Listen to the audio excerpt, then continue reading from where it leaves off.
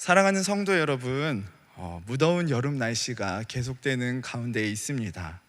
이 대구의 여름을 처음 맞이하는 저로서는 굉장히 놀랄 수밖에 없고, 또 이 시기가 또 지나면서 더 더워질 거라는 이야기에 굉장히 두려운 마음이 들지 않을 수가 없습니다.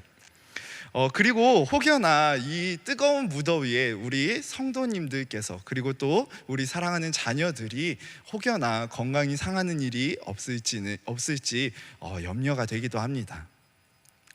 성도님들께서는 이 무더위를 어떻게 잘 보내고 계십니까?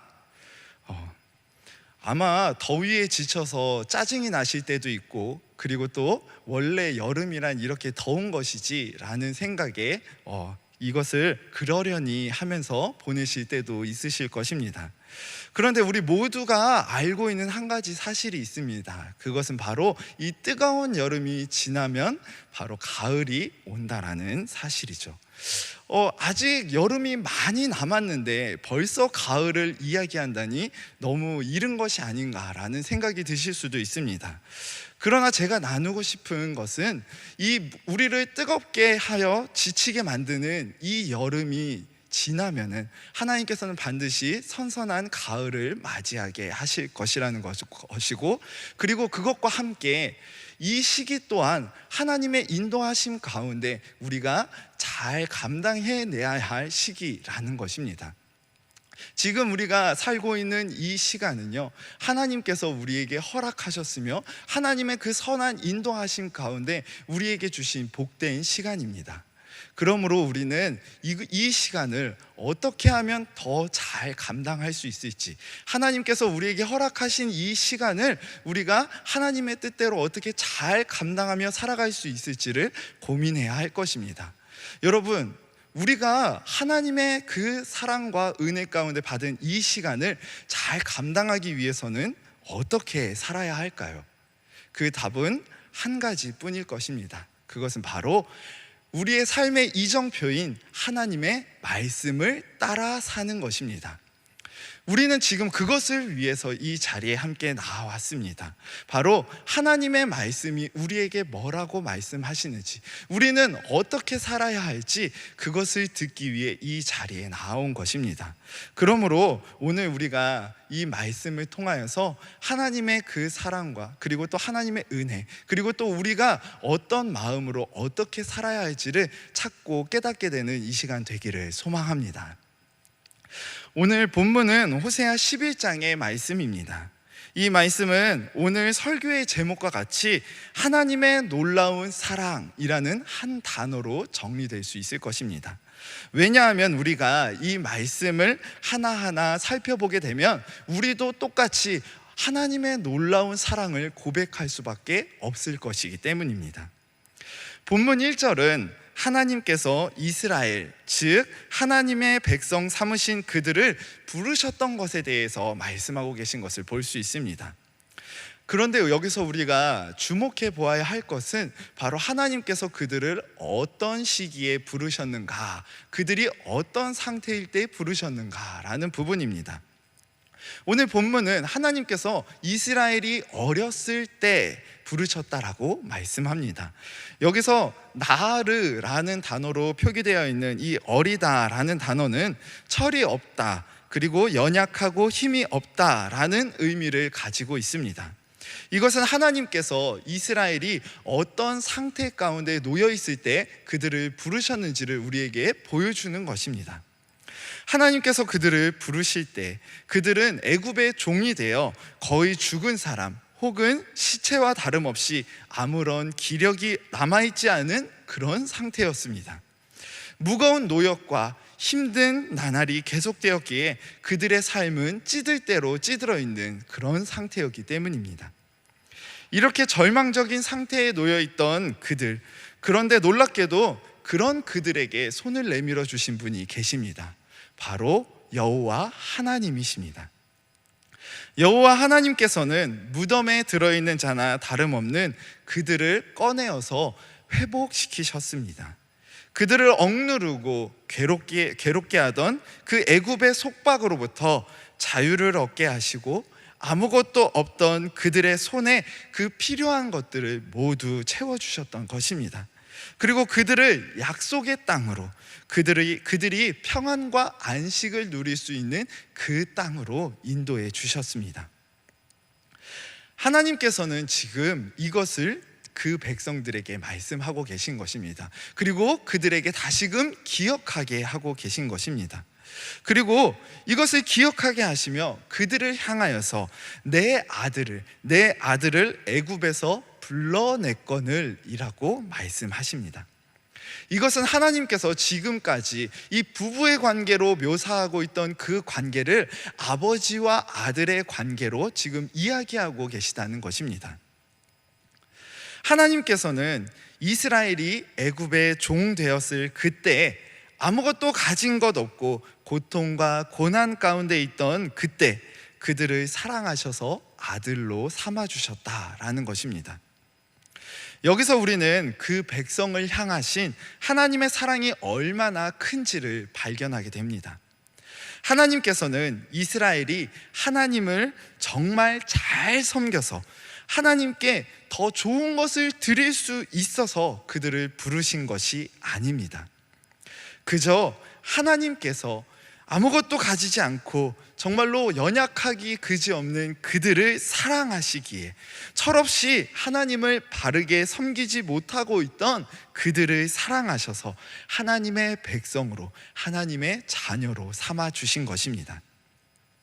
그런데 1절 마지막에 보면 그 하나님께서 이 이스라엘을 애굽에서 불러내었거늘 이라고 말씀하고 계신 것을 볼 수 있습니다. 이것은 그 뒤에 이어지는 말씀이 긍정적인 내용이 아니라는 것을 우리에게 보여주는 것이겠죠. 왜 그런가 하면 우리 본문 2절 말씀을 우리 함께 읽어보도록 하겠습니다. 선지자들이 그들을 부를수록 그들은 점점 멀리하고 바알들에게 제사하며 아로새긴 우상 앞에서 분향하였느니라. 아멘. 선지자들이 그들을 부를수록 그들은 점점 멀리 했습니다. 무엇을요? 바로 그들의 아버지 되시는 여호와 하나님을 말입니다. 여러분, 선지자는 무엇을 하는 사람입니까? 바로 하나님의 보내심을 받아 그 하나님의 말씀을, 그 하나님의 뜻을 그 백성에게 전하는 자가 바로 선지자입니다. 하나님께서는 이스라엘에게 그런 선지자들을 계속해서 보내셨다는 것입니다. 이를 단회성으로 끝나는 것이 아니라 그들에게 계속하여서 하나님의 말씀을 그 선지자들을 통해 전해주셨다라는 것입니다.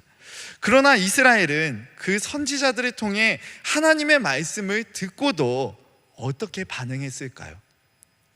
부르면 부를수록, 하나님께서 그들을 부르면 부르실수록 그들은 더 멀어졌다라고 본문은 기록하고 있습니다.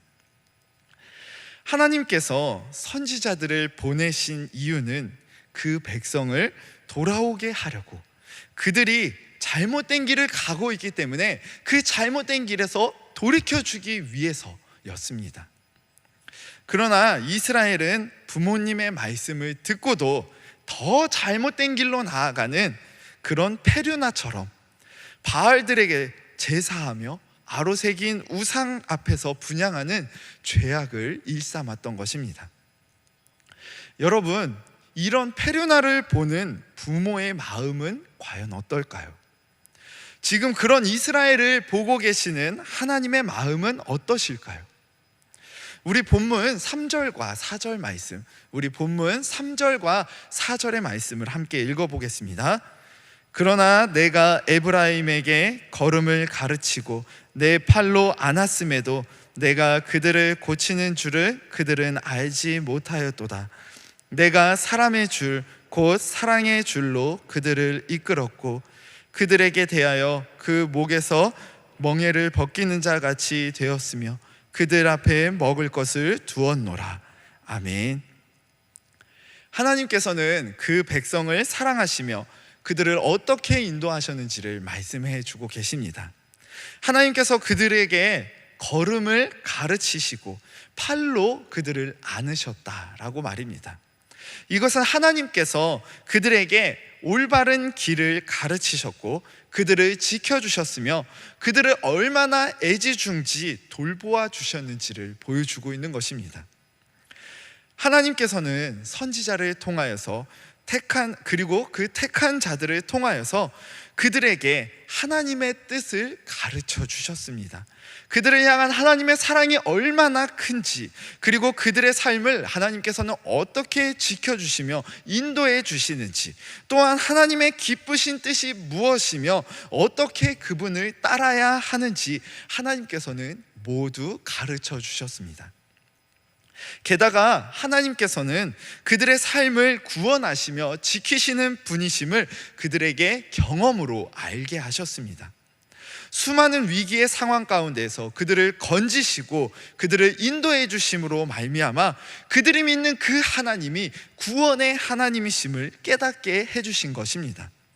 그런데 이스라엘은 그런 하나님께 또 어떻게 반응합니까? 그들은 하나님께서 그들을 고치시는 줄을 알지 못했다라고 본문은 말씀하고 있습니다. 이것은 그들이 하나님의 은혜를 잊어버리고 그분으로부터 등을 돌렸다라는 것을 의미합니다. 이것은 이어지는 4절 가운데에서도 드러납니다. 하나님께서는 그들을 사람의 줄, 곧 사랑의 줄로 그들을 이끄셨고 그들에게 대하여 그 목의 멍에를 벗기는 자 같이 되셨다라고 본문은 말씀합니다. 이건 하나님께서 그들을 사랑으로 인도해 주셔서 자유케 하셨다라는 것을 우리에게 전해주고 있는 것입니다. 하나님께서는 소망 없이 죽은 시체와 다름없이 살아가던 그들을 사랑하셔서 애굽으로부터 인도해 내신 분이십니다.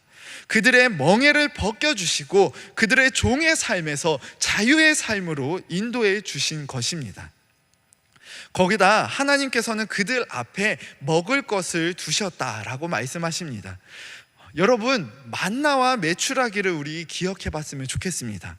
하나님께서는 광야를 지나는 가운데에 먹을 만한 것을 구하기 너무나 어려운 그 가운데에 만나와 메추라기를 통하여 그 백성을 먹이시고 채워주셨습니다.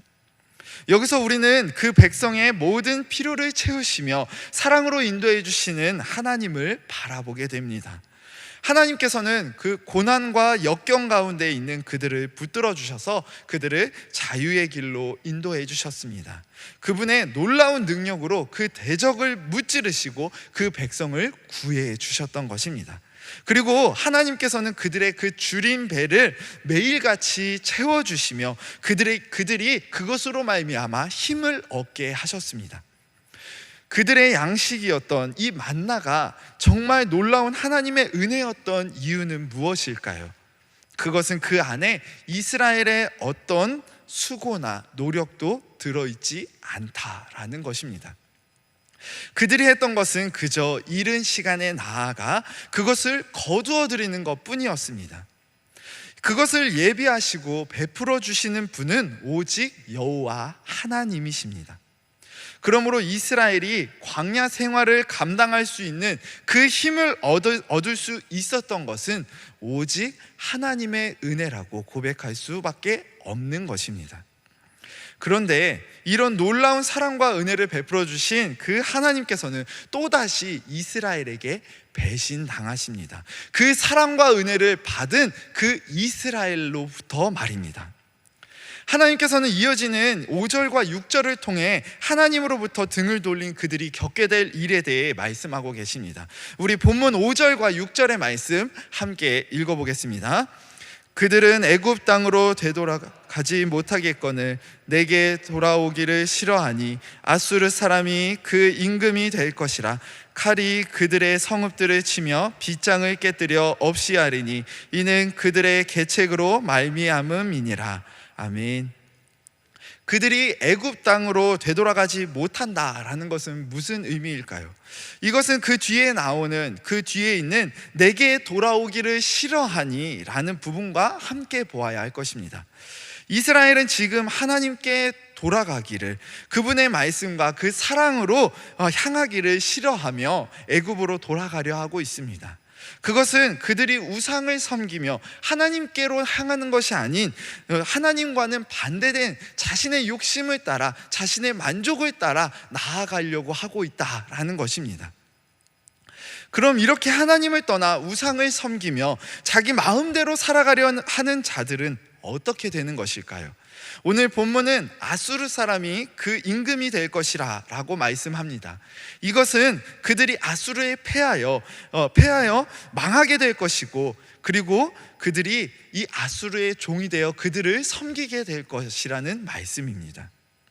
그리고 칼이 그들의 성읍을 치며 그리고 빗장을 깨뜨려 없이 하리니 이는 그들의 계책으로 말미암음이라 라고 말씀하고 있습니다. 아수르의 그 칼로 인하여서 이스라엘의 성읍들은 무너지게 될 것이며 빗장도 깨뜨려져 이제는 없어지게 될 것이다 라는 것입니다. 그리고 이 아수르의 강한 힘 앞에 그들은 무릎 꿇고 그들의 종이 될 것이다 라고 말씀하고 계신 것입니다. 그런데 여러분, 이 하나님께서는 과연 이것을 원하셨을까요? 이어지는 우리 7절 말씀을 함께 읽어보도록 하겠습니다. 내 백성이 끝끝내 내게서 물러가나니 비록 그들을 불러 위에 계신 이에게로 돌아오라 할지라도 일어나는 자가 하나도 없도다. 아멘. 본문 7절은 그들을 불러 위에 계신 이에게로 돌아오라 할지라도 일어나는 자가 하나도 없도다 라고 말씀하고 있습니다. 이것은 하나님께서 선지자들을 보내셔서 그들에게 돌아오라고 말씀하셔도 듣고 돌이키는 자가 하나도 없었다라는 것을 말씀하고 계신 것입니다.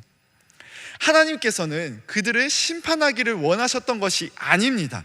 오히려 그들이 하나님께로 돌아오기를, 제발 하나님의 품으로, 그 사랑의 품으로 돌아오기를 바라셨던 것입니다. 그러나 이스라엘은 그런 하나님의 호소에도 등을 돌리고 끝끝내 하나님으로부터 멀어지게 된 것입니다. 그런데 하나님의 사랑은 여기서 끝나는 것이 아닙니다. 우리의 생각으로는 배신을 거듭하며 은혜와 사랑에 감사하기는커녕 등을 돌리고 그들에게 등을 돌리고 하나님의 마음을 아프게 해드린 그들에게 더 이상 베풀 것이 무엇이 있는가라는 생각이 들지도 모르지만, 하나님의 사랑은 우리의 사랑을 아득히 넘어서시는 아주 놀라운 사랑임을 우리는 기억해야 할 것입니다. 우리 본문의 8절의 말씀, 우리 본문 8절의 말씀 함께 읽어보겠습니다. 에브라임이여 내가 어찌 너를 놓겠느냐, 이스라엘이여 내가 어찌 너를 버리겠느냐, 내가 어찌 너를 아드마같이 놓겠느냐, 어찌 너를 스보임같이 두겠느냐, 내 마음이 내 속에서 돌이키어 나의 긍휼이 온전히 불붙듯 하도다. 아멘. 하나님께서는 그런 이스라엘에게 외치십니다. 에브라임아 내가 어찌 너를 놓겠느냐, 이스라엘아 내가 어찌 너를 버리겠느냐 라고 말입니다. 이것은 하나님께서 그 하나님을 배신한 그들을 아직도 여전히 사랑하고 계시다라는 것을 우리에게 보여주는 것입니다. 그리고 두 지역의 이름이 등장하고 있는데 그것은 아드마와 스보임입니다. 이 지역은 신명기 29장 23절에 등장하는데 소돔과 고모라와 함께 하나님의 심판을 받아 멸망하게 된 장소를 이야기합니다. 이것은 아드마와 스보임이 다른 그 두 곳, 소돔과 고모라와 같이 죄악이 만연하여 하나님의 심판을 받게 되었던 곳임을 보여주는 것입니다. 그런데 오늘 하나님께서는 이스라엘에게 지금 말씀하고 계십니다. 내가 어찌 이 아드마와 스보임 같이 그들을 버리시겠느냐고 말입니다. 이것은 하나님께서 그들을 포기하시지 않으시겠다는, 그들을 놓지 않으시겠다는 그 애타는 마음을 표현하고 계신 것입니다. 여기서 우리는 그 백성을 향한 하나님의 애절한 그 사랑을 마주하게 됩니다. 하나님께서는 그분의 백성들이 하나님을 배반하고 잘못된 길로 나아가 하나님의 마음을 아프게 정말 찢어지게 할지라도 그들을 향한 사랑을 거두지 않으시는 분이십니다. 왜냐하면 그들이 다시금 돌아오기를, 하나님의 그 사랑의 품에 돌아오기를 너무나 바라고 계시기 때문입니다. 그래서 이어지는 본문은 내 마음이 내 속에서 돌이키어 나의 긍휼이 온전히 불붙듯 하도다 라고 말씀하고 있습니다. 하나님께서 그들을 향해 지금 긍휼의 마음이 뜨거워지셨다라는 것입니다. 그들의 죄로 인하여서 진노하셨던 하나님께서 그것을 돌이키시며 그들을 향해 긍휼의 마음이 뜨거워지셨다는 것, 이것은 아픈 마음을, 그 상처받은 마음을 부둥켜 안고 다시 사랑의 눈으로 그들을 바라보려고 하시는 그 하나님의 사랑을 우리에게 보여주고 있는 것입니다. 그리고 이어지는 9절, 우리 9절의 말씀을 함께 읽어보겠습니다. 내가 나의 맹렬한 진노를 나타내지 아니하며 내가 다시는 에브라임을 멸하지 아니하리니 이는 내가 하나님이요 사람이 아님이라. 내 가운데 있는 거룩한 이니 진노함으로 내게 임하지 아니하리라. 아멘. 하나님께서는 심판을 받아 마땅한 그들에게, 멸망받아 마땅한 그들에게 하나님의 그 맹렬한 진노를 나타내지 않으시겠다라고 말씀하십니다. 그리고 에브라임을 멸하지 않으시겠다고 말씀하십니다. 이것은 그들을 향한 하나님의 진노를 거두시고 돌이켜 주시겠다라는 말씀인 것입니다. 우리의 기준으로 생각해 보았을 때 용서와 구원을 계속해서 베풀었으나 배반과 죄악으로 나아가는 그들, 진노를 일으키며 더 이상 희망이 보이지 않는 그들에게 이런 말씀을 해주신다니 우리의 생각과 마음으로는 이해되지 않을 것입니다. 그러나 하나님께서는 사람이 아니시며 그 백성 가운데 계신 거룩한 분이시기 때문에 우리의 생각을 아득히 뛰어넘으시는 분이심을 우리는 기억해야 할 것입니다. 그분의 사랑은 우리의 생각과 기준으로는 결코 가늠할 수 없는 놀랍고 큰 사랑입니다. 그러므로 그 사랑을 통한 그 긍휼 또한 너무나 깊고 놀라울 수밖에 없는 것입니다. 이렇게 그 백성에게 진노함으로 임하지 않으실 것이라 말씀하신 하나님께서는 이어지는 10절부터 그 백성의 회복에 대하여 말씀하십니다. 그들은 사자처럼 소리를 내시는 여호와를 따를 것이라고, 여호와께서 소리를 내시면 그 자손들이 서쪽에서부터 떨며 오게 될 것이라고 말입니다. 하나님께서는 하나님을 배반하고 우상을 섬기며 죄에 찌들은 그들이 다시금 하나님을 따르게 될 것이라 말씀하십니다. 그리고 하나님께서 소리를 내시면 그 자손들이 하나님께로 돌아오게 될 것이다 라고 말씀하고 계십니다. 어디로부터 그들이 돌아오게 되는 것일까요? 이어지는 11절에서는 애굽으로부터 그리고 아수르로부터 돌아오게 될 것이다 라고 말씀하고 있습니다. 그리고 그들이 돌아오게 될 곳은 바로 그들의 집, 곧 하나님께서 그들에게 허락하신 그 안식의 땅으로 돌아오게 될 것이다 라고 말씀하고 계신 것입니다.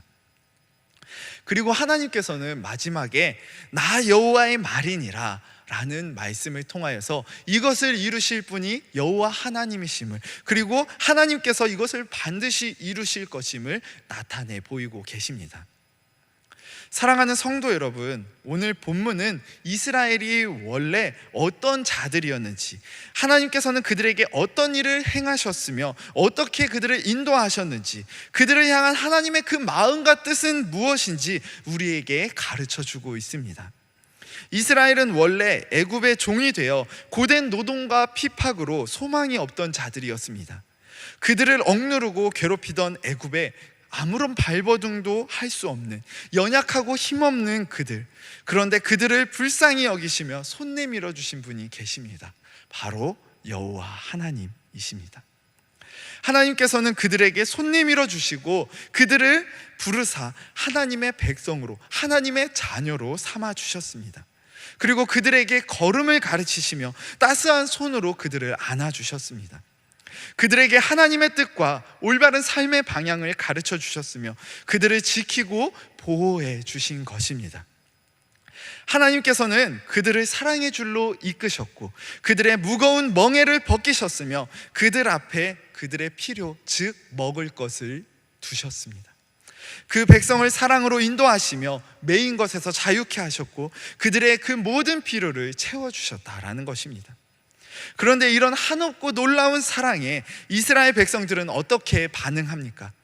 선지자들을 통해 전해주신 말씀을 들을수록 그들은 하나님으로부터 멀어져 갔고 바알과 다른 우상들을 섬기는 죄악을 저질렀습니다. 하나님의 그 사랑을 배반하고 자신의 욕심을 따라 허무한 것을 따랐던 것입니다. 우리는 이것을 보며 어떻게 하나님의 그 큰 사랑을 받고도 이럴 수 있나 라고 생각하게 될 것입니다. 그러나 우리는 이들의 모습과 우리의 삶의 모습을 함께 되돌아보아야 할 것입니다. 왜냐하면 우리 또한 하나님의 큰 사랑을 받고도 다시금 하나님으로부터 멀어졌고 나의 욕심과 허무한 세상의 가치를 따르는 삶을 살아왔기 때문입니다. 나는 교회를 잘 다녔고 세상을 따라 방황하지 않았다라고 생각하시는 분이 계실지도 모릅니다. 그러나 우리의 삶을 자세히 돌아보면 우리는 하나님보다 나를 더 생각하며 하나님의 영광보다는 나의 만족과 유익을 위해 살아왔다는 것을 깨닫게 되실 것입니다. 우리의 입으로는 하나님을 찬양하며 그분의 영광을 위해 살아가길 원한다라고 우리는 고백하지만 정작 우리의 삶은 내가 영광받기를 원하며 나의 욕심을 채우기 위해 살아왔다는 것을 우리는 부인할 수 없을 것입니다. 하나님께서는 이렇게 하나님을 배반하며 돌아오지 않는 백성에게 분명 칼이 그들의 성읍을 치며 빗장을 깨뜨려 없이 할 것이라 말씀하십니다. 그들이 그 죄로 인하여 값을 치르게 될 것이다 라는 말씀입니다. 그러나 그들을 심판하시는 것은 하나님의 기쁘신 뜻이 아니십니다. 왜냐하면 하나님께서는 그런 그들을 여전히 사랑하고 계심을, 그들을 포기할 수 없음을, 그들을 향해 긍휼의 마음이 불타고 계심을 지금 우리에게 전해주고 계시기 때문입니다. 우리는 이것을 보며 끝없는 하나님의 사랑, 한이 없는 그분의 사랑을 찬양하며 고백할 수밖에 없을 것입니다. 그리고 이 사랑이 우리를 향한 사랑임을 생각할 때에 우리의 마음은 뜨거워지지 않을 수 없을 것입니다. 이 연약한 자가 무엇이기에, 이 패역한 자가 무엇이기에 하나님은 그런 나를 여전히 사랑한다 말씀하시며 결코 포기할 수 없다고 하시는지, 그리고 반드시 회복시키실 것이라 말씀하시는지 우리의 머리로는 이해할 수 없을 것입니다. 그러나 성경은 분명히 말씀하고 계십니다. 우리 하나님께서는 우리를 여전히 사랑하시며 끝까지 우리를 포기하지 않으시는 분이시라고, 그분은 반드시 우리를 회복시키실 것이라고 말입니다. 그러므로 사랑하는 성도 여러분, 우리를 향해 이 놀라운 사랑을 베풀어 주시는 하나님 아버지를 바라보시기 바랍니다. 그리고 그분의 말씀을 우리 마음 가운데 새기며 그 안에 담겨져 있는 하나님의 뜻을 되새기시길 바랍니다. 그분의 뜻은 우리를 심판하시는 것이 아닙니다. 다시금 돌아와 하나님의 사랑과 은혜를 누리게 하시길 원하시는 것이 바로 하나님의 기쁘신 뜻입니다. 그렇기에 오늘 말씀을 기억하며 우리의 잘못된 삶을 돌이켜 하나님 그 놀라운 사랑의 품에 돌아가는 우리 모두가 되길 진심으로 소망합니다.